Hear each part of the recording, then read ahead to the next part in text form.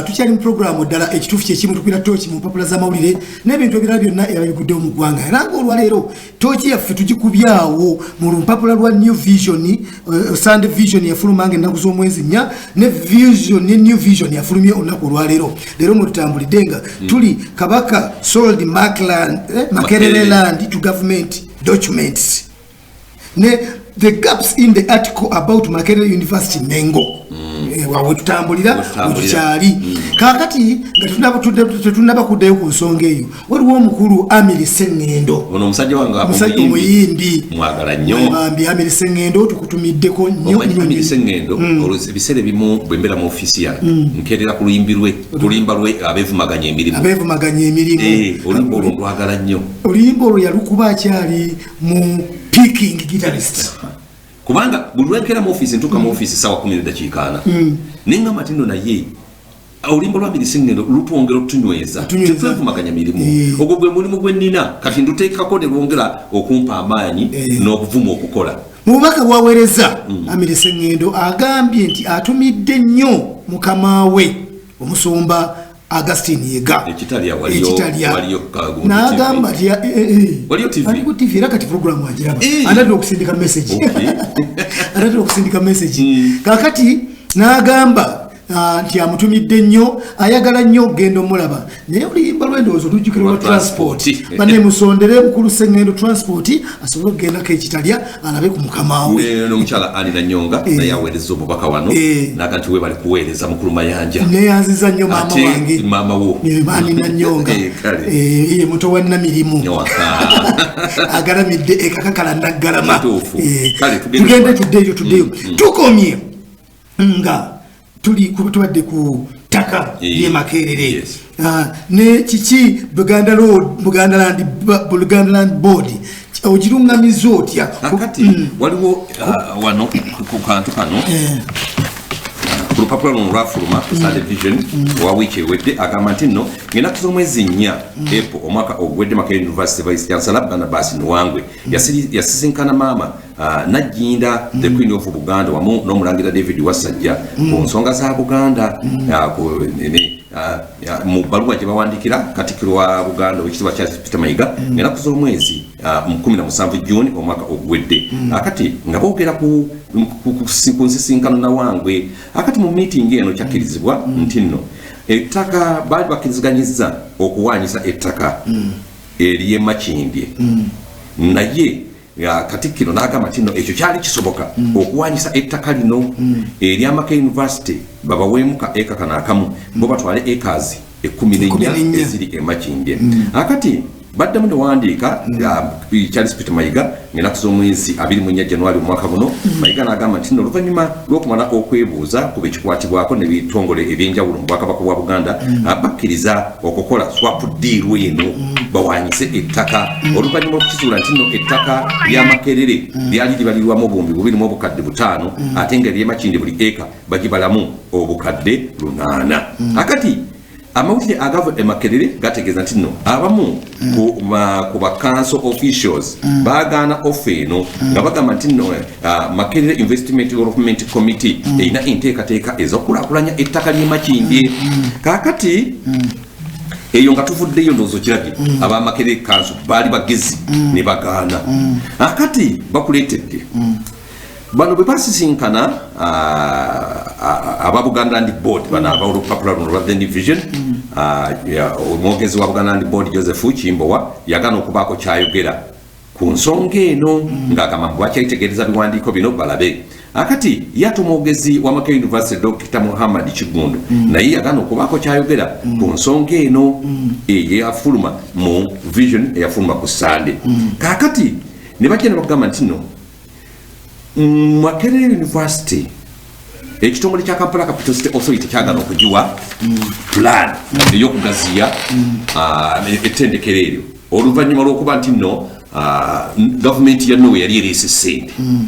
jjukira Buganda Land Board terina akakwate ku ttaka ly'e Makerere ettaka lyali lyakyusibwa ne lizibwa mu mannya ga Ssekabaka Daudi Chwa era nga Buganda Land Board eri enkadde yali ettaka ekaza 44 yazirizinga Makerere University Daudi Chwa bwasaba ettaka lino okulikyusa alitunde lyonna yalikyusa n'aliwa freehold government ya wakati ekitegeeza nti ettaka lino lyaddayo mu Uganda Land Commission siwe waawo era ettaka lino lya gavumenti ya wakati Buganda Land Board teririnako kakwate kubanga Buganda Land Board eri yasooka yalina amateeka era yali mu constitution y'eggwanga Buganda Land Board eriwo kati ya muntu eri private teri mu constitution era teriwo mu mateeka kakati nga kiba kya bulabe nnyo kampuni y'omuntu okugikwasa ettaka eddene eryenkaniddeawo erya institution kubanga kye nasoose okugamba nti Ssekabaka Daudi Chwa yayawula ettaka ly'obwakabaka n'ettaka erya kabaka ekiremya abakulu mu kiseera kino okwawula era kye kituleetedde n'okujja nga tubeera ku zi TV ne ku zi radio naki nga tusomesa abantu nti kabaka alina ettaka ng'erirye n'obwakabaka bulina ettaka ng'obwakabaka baleme bigatta naye abakulu emmengo bagatta ekintu kino eryakabaka balitunda eryobwakabaka balitunda kati byonna babifuula byabwe Buganda Land Board private company ne bagifuula kati empuku y'abanyazi nefuuka empuku y'abanyazi etunda buli kalamu konna kalabiseewo omulangira David Wasajja naye n'afuuka ekizibu eri Buganda Land Board nti buli vulugu yenna eyetobeka mu kunyaga ettaka kukola kino yabeerawo naye lwamulangira Wasajja lwaki ebintu bino tobivaamu ebintu bino lwaki tebivaamu ate asobola obivaamu asobola kati kibalina okukola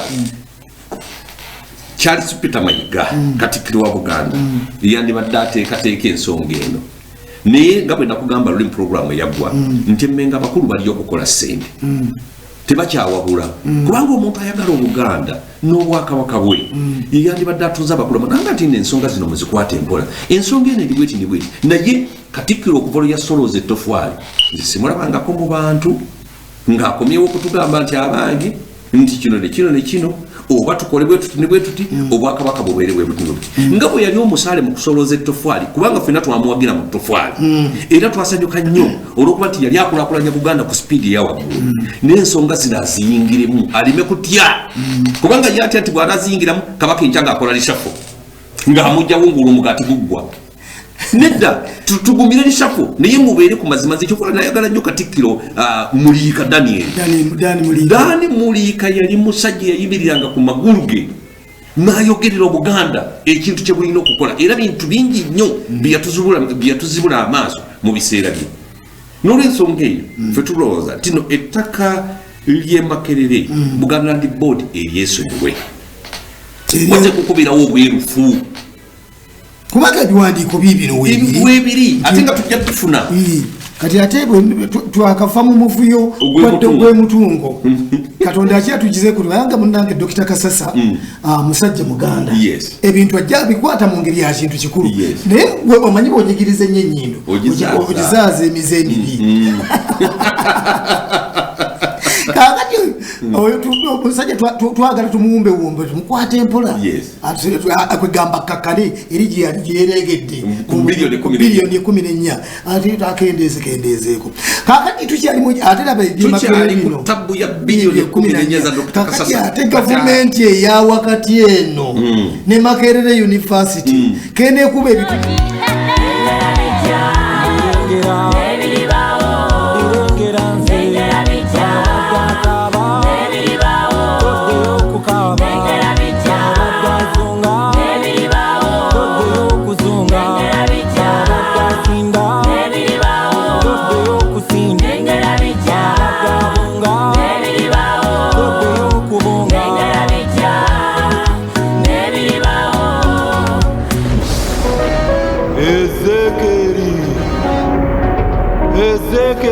Maria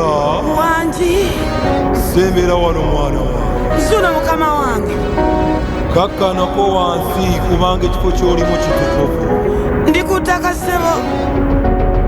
owange Maria wanji olengera ki mu kiwonko nengera abaana bannyabo nga tudibidde ku luggya owange Maria wanji olengera ki mu kiwonvu abaana b'enda ya nnyabo omwana Maria mbu olengera ki mu kiwonko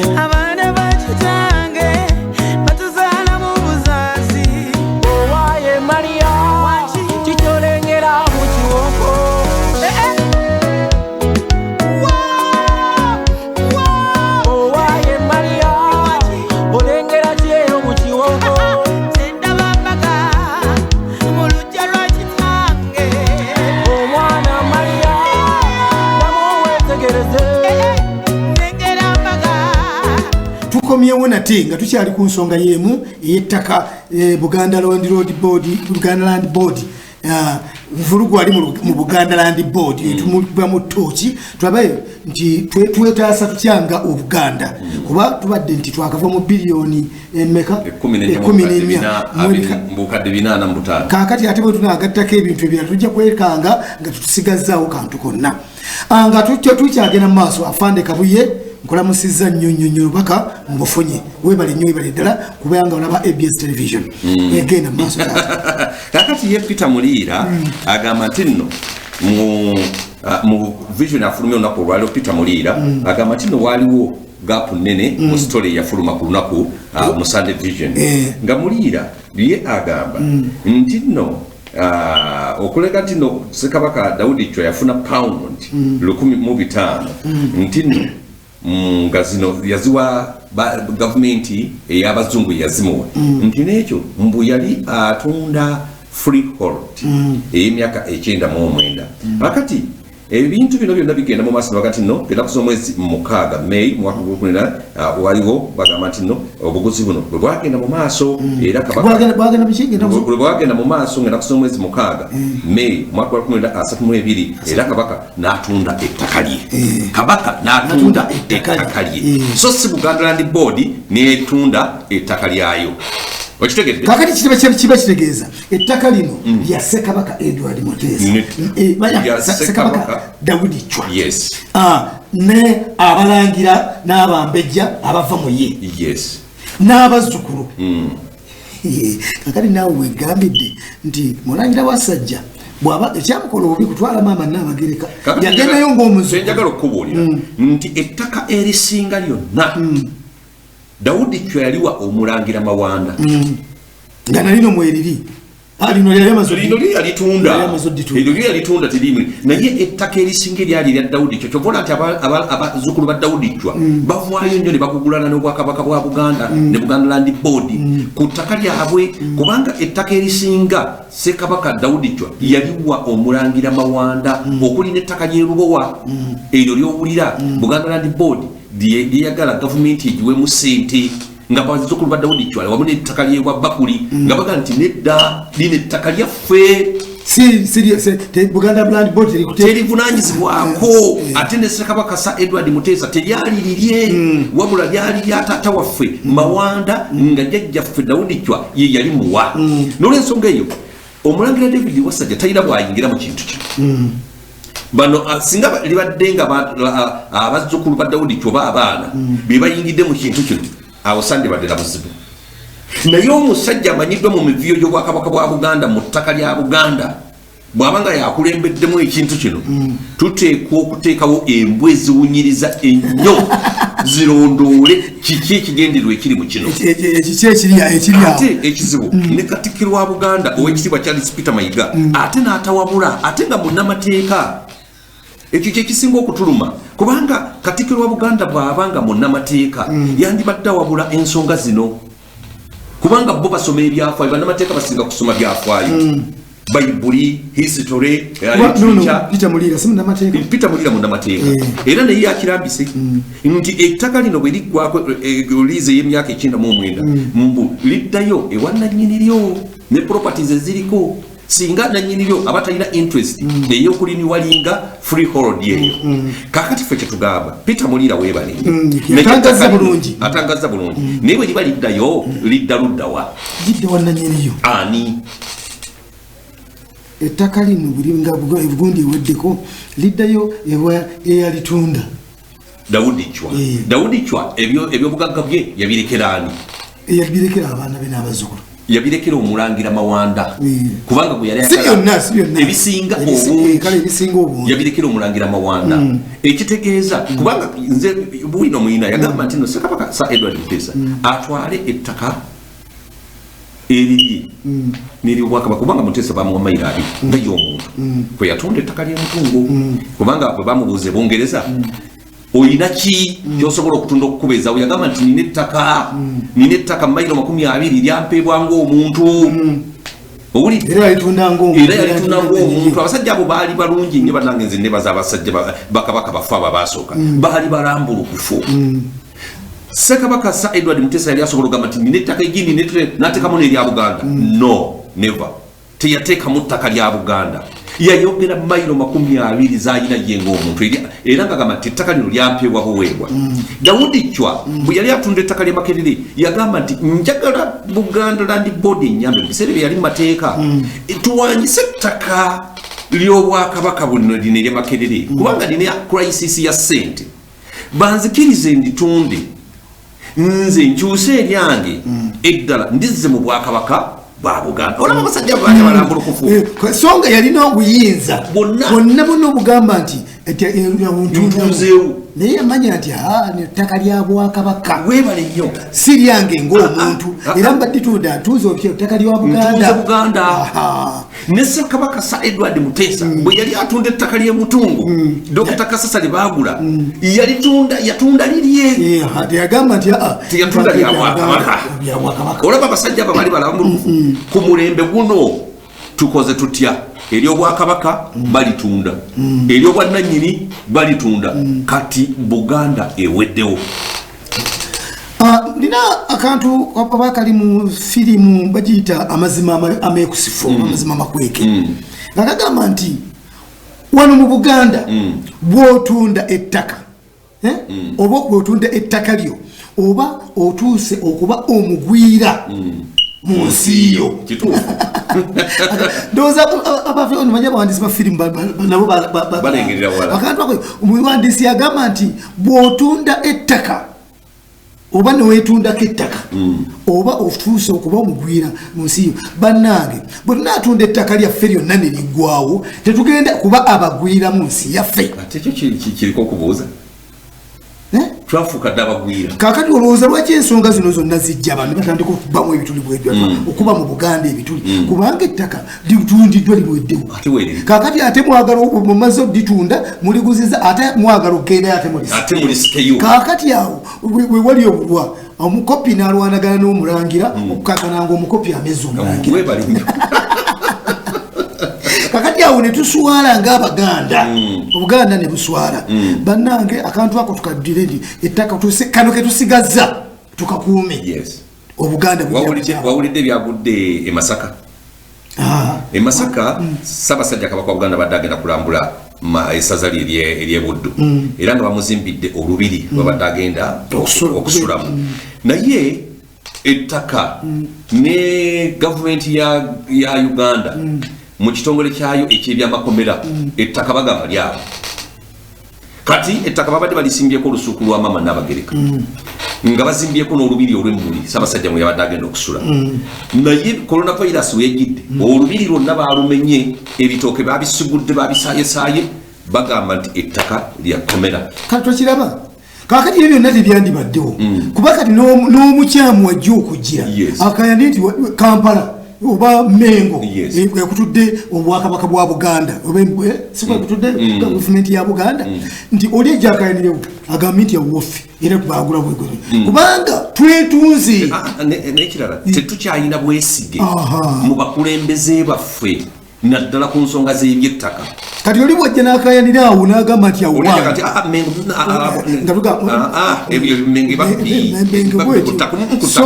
so oluusi ng'ettaka tuufu lya Mengo naye kati olw'okuba abantu bagijjeemu obwesige kati omuntu ava eri n'akayanira awatali wawe ate ne